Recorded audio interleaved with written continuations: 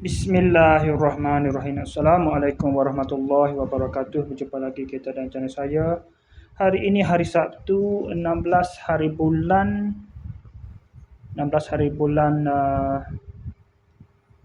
16 hari bulan apa ni, tengok dah. 16 hari bulan Mei dah.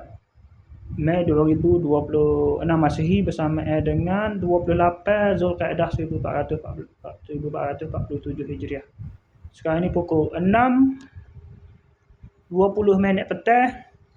Untuk video buat masa ni saya nak review barang yang sampai kemarin pada 15 Mei 2026 Masihi, hari apa hari Jumaat. Pada pukul 4.48 petang. Mari bersama 27 lah, 27 Zulkaidah ini 28 Zulkaidah. Gori mana tadi tu sudah masuk 28 lah. Okey, bagi pertama ni. Bagi lokal daripada Selangor ni. Ni kipas ni kat waranti dah lah. Kipas besar nak review tak boleh lah. Nak tunjuk pasal review rumah ni. Kotak saja ada dah mana pun. Saya pasal siap dah lah kipas ni. Ni kat waranti dah ni. Garanti kat apa ni. 2 keping je bagi. Untuk 2 tahun. Waranti 2 tahun. Dia nama LPG. LPG apa tahu nama LPG. Jenama local brand punya dah. Cak ayam ni lah. Okey, ni pula bahagian kedua pula. Kipas band ni. Kipas meja.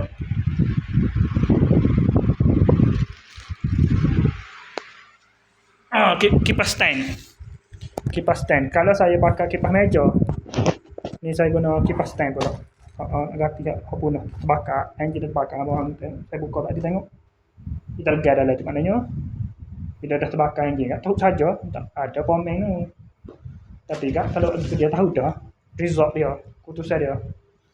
Dia kata tak boleh kira. Tahu dah yak bang jual apa lelah. Okey. Ni bahagian kedua. Bahagian kedua pula bahagian import daripada China. Logistic Sorting Hub Zhejiang Yiwu Sihai Route 16 3 kali. 1666 3 kali. Lepas tu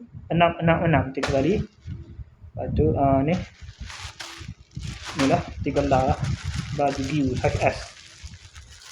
Nak repeat order tadi tiap hari nak cuba repeat order. Tapi tengah bercuti. Penjual dia tengah bercuti. View Tamioka size S.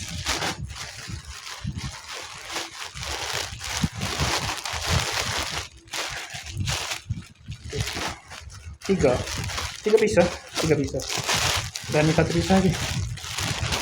1, 2 dan 3 dah. 1, 2, 3. 3 pisau.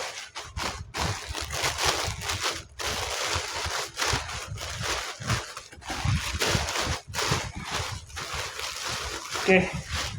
Itu saja. Sekali saja. Assalamualaikum. Jumpa lagi. Bye.